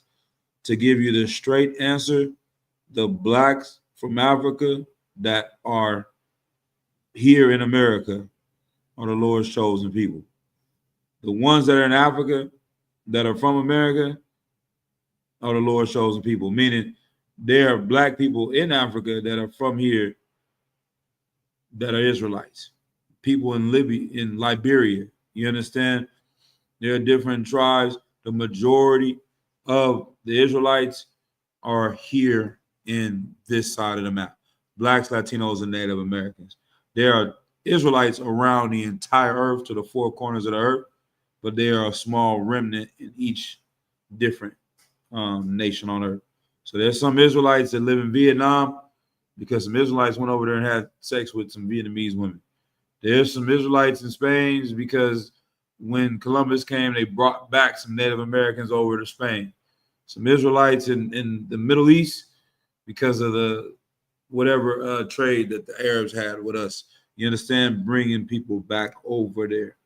But when it comes to the Hamites that are the people in Africa, they're saying so many different tribes. It's the ones that are Black, Hispanic, and Native Americans. That's the best way that I can say that answer. All right. Let's go. All right. Back to a couple precepts. We'll close down. Y'all got to wake it up in here, man. I'm gonna start yelling at y'all in a minute. Wake this class up. What does it say? Ephesians 4:2.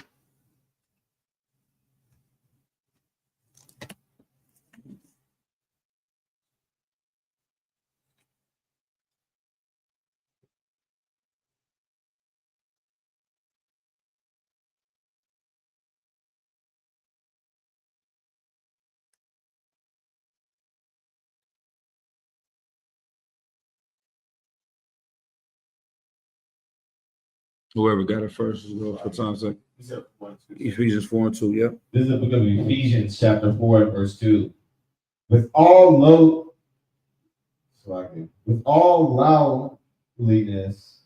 that's how you say it? Lowliness.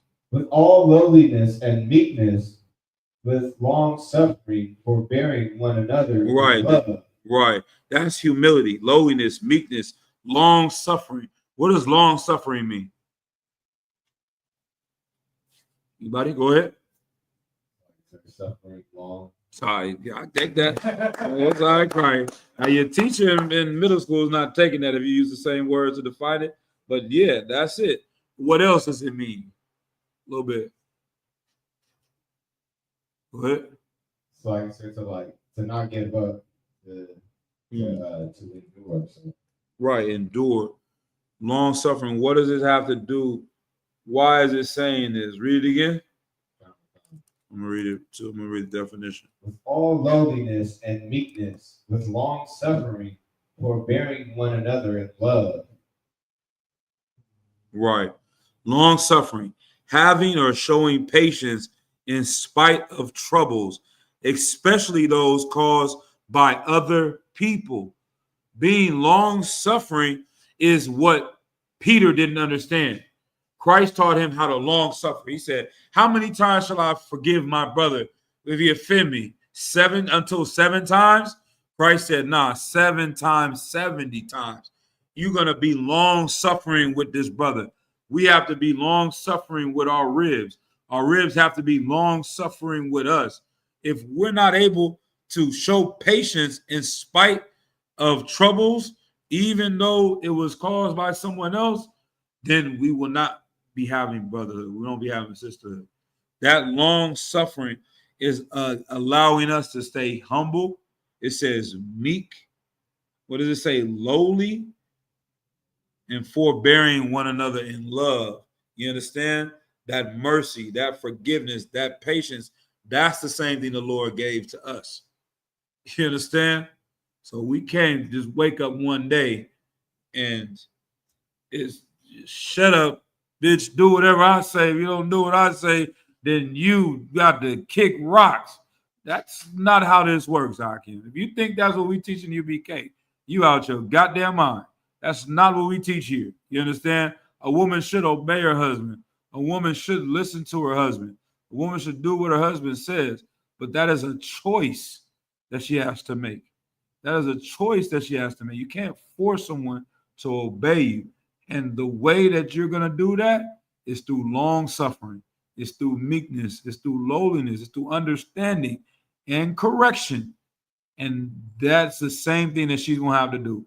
She's going to have some long suffering for your thing. She's going to have some meekness and lowliness to her spirit. She's going to have to forbear in love the things that you are dealing with.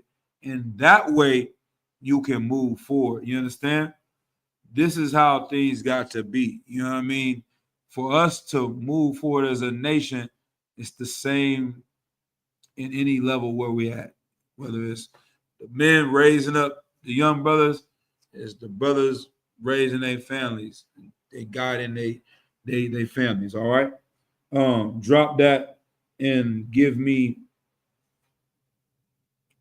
let me get Proverbs chapter 9, verse 8.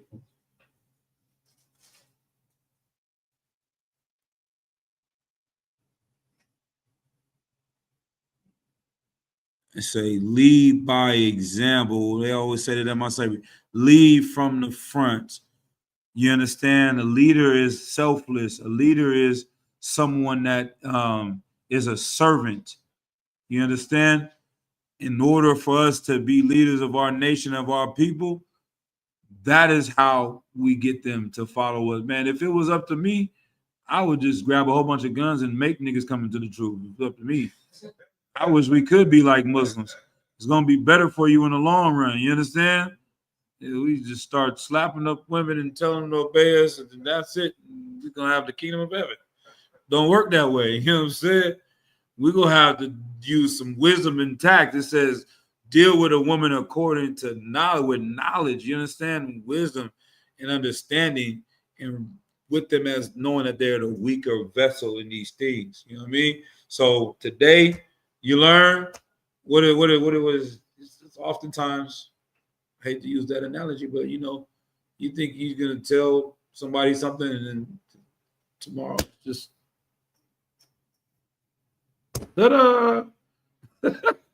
goes 20 years of my goddamn oppression and suffering just out the door. I got the breakdown from General Hyman. It took me 4 years of watching classes to come to class, and I'm high as a kite in class for months. You know what I'm saying? Rolling blunts at home in class. You know what I mean? Like, and I became a priest. You know what I mean? It takes time to wash off and shed your cells of the world. Go ahead, Salaki. Slocky, sir. I was gonna say you on some old BD Siegel type stuff. You either get down or lay down. And that is a time and a place for everything too. Now, don't get it wrong. There is a time. The Lord Christ is gonna return, and it's gonna be that. So, but right now, we can't do it, man. I feel like life would be a whole lot better. I wish I could just go make niggas serve the Lord. You know what I mean? It's gonna be better. Like how they take people off to the crazy house and chop them up. It's gonna be better for you in the long run. Your life is going to improve if you do what we tell you to do, but it's not that time. You gotta give brothers, sisters, everybody the chance to grow, and that's what long suffering is. All right, let's go to our last couple precepts. We had 9:19. The book of Proverbs, chapter 9 and verse 8. Yep. Verse 8. Reprove not a scorner, lest they hate thee. Rebuke a wise man, and he will love thee. Damn, that's heavy. Somebody that's a scorner, wants to find things, is in full of pride, don't even try to correct him, because it's going to cause more conflict. But a wise man, you give correction, is going to be even wiser still. It's going to grow, because they're trying to see the spirit behind what's being said as opposed to what's being said. You get the ego out of the way, then that's what allows people to grow. You know what I mean? Because that's how Satan will come in and use pride to make an issue amongst brothers. Then that's where the next precept of Galatians 4:16. Matter of fact, go to Proverbs 12:1 while we're here. You still in Proverbs? The book of Proverbs, chapter 12, verse 1. Whoso loveth instruction loveth knowledge. Good night. But he that hateth reproof is brutish. Right. Alexa, what is the definition of reproof?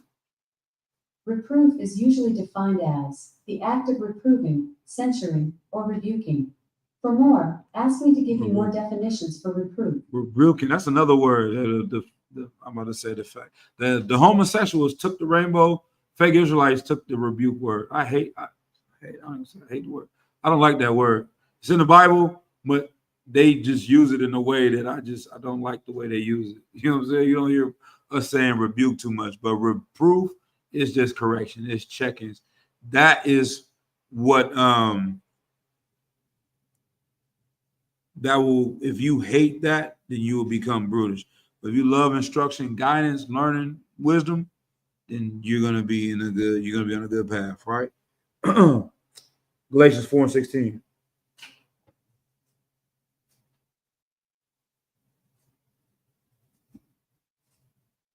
We'll close it out.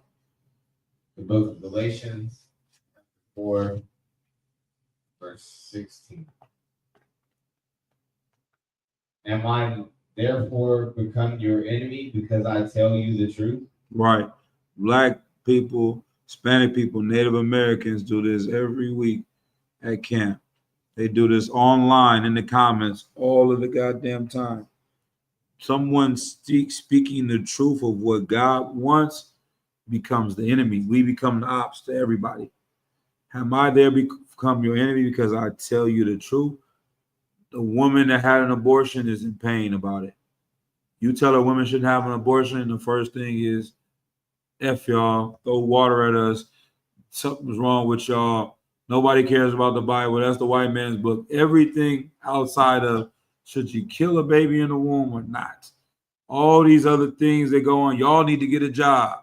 Y'all bums. Y'all beat women. Y'all, all these things all have to come up against us.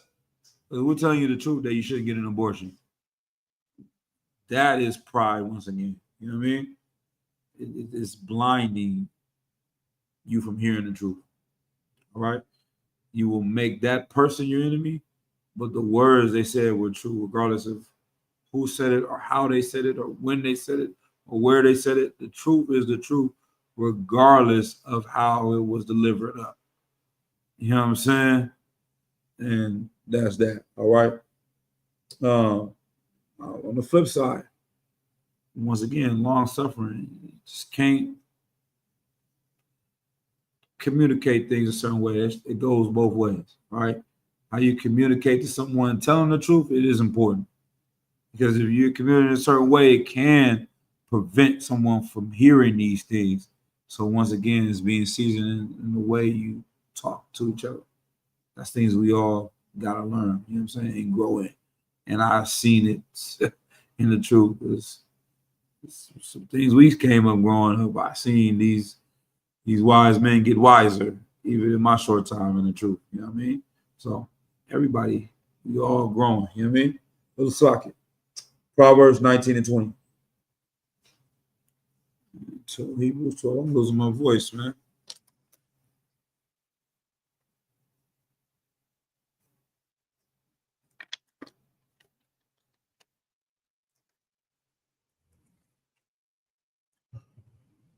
Three The more. book of Proverbs, chapter 19 and verse 20.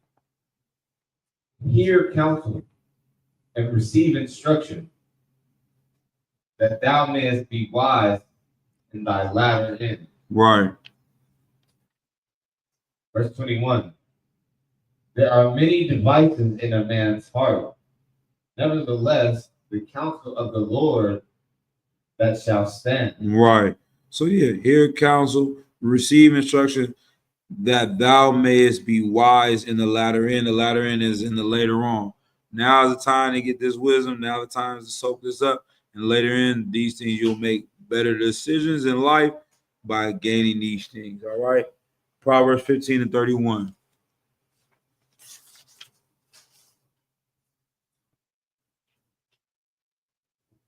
The book of Proverbs, chapter 15 and verse 31.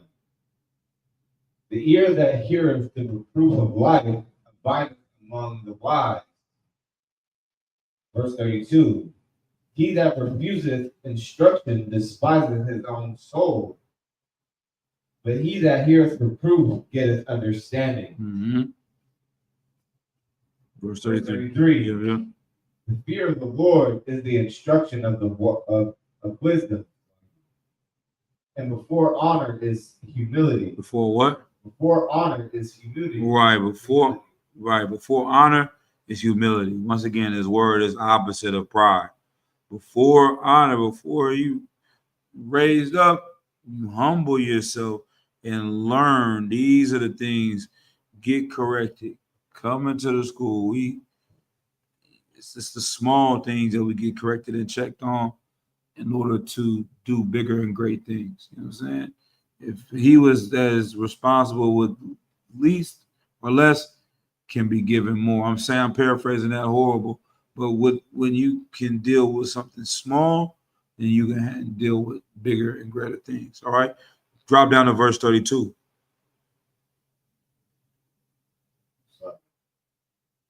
He that refuses. No, he that is chapter 16, verse, might have been in the wrong one, my fault. Chapter 16 and verse 32. The book of Proverbs, chapter 16 and verse 32. Mm-hmm. He that is slow to anger is better than the mighty, Mm-hmm. and he that ruleth his spirit than he that taketh a city. Right. So that shows you, he that is slow to anger is better than the mighty. So someone that is quick to anger is going to be very weak. He that rules his spirit is greater than he that can take it the city. He that can't rule his spirit is going to destroy a city. You understand? It's the same things. These cats are going to war all across America because they're quick to anger. Somebody looked at you wrong. Now you got to fight. Somebody stepped on your shoe and somebody got to die. All these people are quick to anger and destroying cities all over the world. If we were able to be slow to anger, we could build up cities all over the world. All right? I think I got the last one, Hebrews 12 and 11. We out of here. So I can say you said 12 and 11. Yeah, kind of.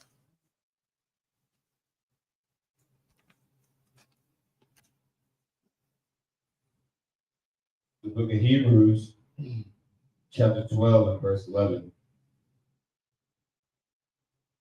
Now no chastening for the present. Now no chastening for the present seemeth to be joyous, but grievous. Nevertheless, afterward it yieldeth the peaceable fruit of the righteous unto them which are exercised thereby. Right. Anybody want to take a shot at this one? It's that old English talk. Very formal, but it's a very heavy precept. It's right there. You know what I'm saying? Now, chastening. What is chastening? So that's the first part. Chastening. Anybody? What's that? So good. One thing is good is knowing root words. I don't know what it's called, but like if you can see the root words or hear it, like Latin, certain times just me hearing it, I can see like chastise, chastening, chastise. It's correction. You know what I'm saying? So you start to look for those words, especially with words like that. If you could try to find another, it's just like Spanish. You hear this word over here, carne asada, and then you know it comes from the Latin word, which is like carnal. Carnal is flesh. You see these words are all connected. But yeah, chastened. For they verily, now no chastening for the present seemeth to be joyous. Go ahead. Like, I'm thinking this is like, even if two people were talking, one is being corrected, if there's a third party there, it's not going to seem even to the other party like this is joyous thing. Close to it. I wouldn't say the third party though. Like I'm trying to put myself outside of it and look outside. Let me put myself in somebody else's shoes. Like if I was seeing this, like somebody who's being chastised or corrected, whether it be aggressive or not, never seems like it's always a bad thing, right? Never, it doesn't seem joyous. It seems like a serious thing. Mm-hmm. It seems like there's a different tone. Okay. All right. Read it again. You touched on a few points, but it's something heavy. Matter of fact, read verse 10. No. Man, almost. Let's talk about. Man, damn, these are some good ones. God damn. I know. Oh, Jesus Christ, like it. Verse 6. Y'all bear with me. We started a little bit late. All right. This is important. Yeah. Verse 6. Mm-hmm. For whom the Lord loveth, right, chasten. Right. If you have a child and they're messing up, if you don't correct them, you don't care about that child. If you don't tell them they're doing something wrong, you're not going to teach that child what they're doing wrong. The Lord loveth the children of Israel, which is why he's correcting us in 400 years of slavery. If the Lord chasteneth whom he loves, read. And scourgeth every son whom he receiveth. Right. If he looks at you like your son, then he is going to scourge, whoop you, whatever it is, correct you, and guide you to what's right, because he's looking at you like someone that he cares about. We're the children of Israel. We're the Lord's chosen people. We're sons of the power. So we have to be corrected. These other nations don't need it. Right? Keep going. If ye endure chastening, God dealeth with you as with sons. Right. So when we come into truth, when we endure correction, then he's dealing with us as sons, because he's guiding us and showing us love through the correction of us. Stop doing this, start doing that. Don't do it like this. Do this like that. All of those corrections guide us to where we need to be. Keep going. For what son is he whom the father chastens not? Good night. How the hell is he going to be your father and he don't never correct you? How the hell is he going to be someone that is over and watching for you? Is the Lord going to be with the children of Israel and never check us? This is crazy. This is why we're in the conditions that we are as Blacks, Hispanics, and Native Americans. Because this is the love that's given to us, is the chastening, is the correction, is the punishment, whatever that is, that discipline put on us is what is the love of the Lord. All right? Keep going. Verse 8. Mm-hmm. But be ye without chastisement. But if ye be without chastisement, whereof all are partakers, then ye are bastards and not sons. Right. So the people in the world, they're not getting corrected. The people that don't come into school not getting corrected. We're not going over here and telling this nigga, you got to put on all black up the street and tell somebody over here his sister got to have her head covered on at the BART station. Nobody going and doing that, saying, sister, you need to put on a dress. That's what, you know what I mean? They over there trying to really change people on the street. You know what I mean? But you come up in here, it's rules, it's things that we got to do, certain way we have to follow things. That means we're not bastards. That means we are children. And once again, all these things tie in that pride. It just reminds me of fake Israelites. They don't want to get corrected. They don't want any check-ins. They don't want to have someone else to tell them they're doing something right and they're doing something wrong. So they puff themselves up and put them in charge and don't take nothing. But that's how they become bastards. They're not really sons of the prophets. All right, read. Furthermore, we have had fathers of our flesh which corrected us. Right, your actual father told you don't do this. You didn't do that, you get in trouble for this.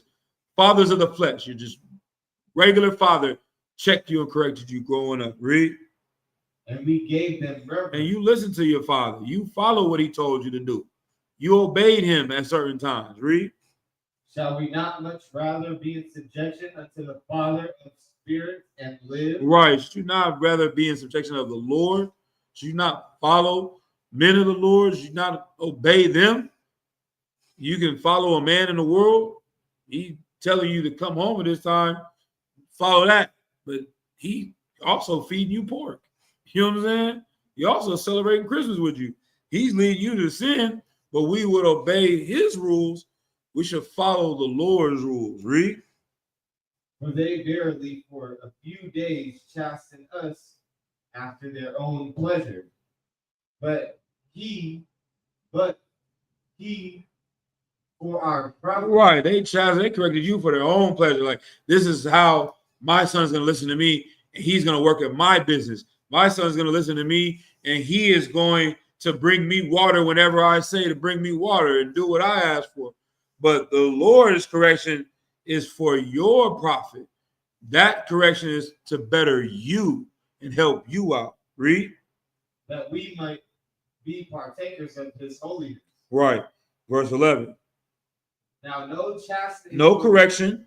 Now no chastity for the present seemeth to be joy. It's never going to feel good. That's where they do that at. You know what I'm saying? Where the hell do you go and get told you're wrong about something and it feel good? It's not going to sit well with anybody. It's not what getting corrected feels like. Getting punished for coming home late, getting your video game taken away, you know what I'm saying? Getting your ass whooped. None of that ever felt good. But you whooping your kid's ass in order for them to change and do something in the long run to better them. You see what I'm saying? The chastity and the correction is not supposed to feel good. Really? Read. But grievous. Nevertheless, afterward it yieldeth a peaceable fruit of righteousness unto them which are exercised thereby. Right. So that's it right there. But afterward, once you go in the way of the correction, then the benefits of it will be greater than the punishment. You know what I'm saying? That feeling in that moment is going to go away. But the receiving of it is going to be way better and more peaceable. And you know what I mean? So, yeah, that's pretty much it. Like I said, once again, this is the things that we were taught. This is the lessons that we were given in order to continue to grow this truth. The class I was listening to on the way over here by Commander Jehana is called Pride is Sinful. And he just goes into saying that is what can destroy the school, is pride. You know what I mean? If we can get rid of and watch for a pride spirit, this thing can continue to grow and continue to be what it is. Anything that can come in, that's the first thing. You know what I mean? So, like I said, we always want to foster a culture of humility and humbleness and seeing, you know, who came before us. The rank is for a reason. It's to instill humility. It's to instill humbleness. That this person did this, I know it didn't just come by whatever. It's not how this thing works. It came through earning it. And that person there allows me to become humble. You know what I'm saying? Even if it's grievous, even if it's painful.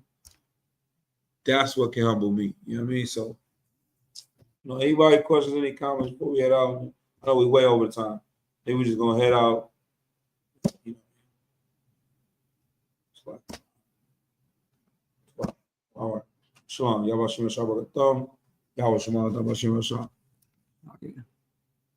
Over here. Right on.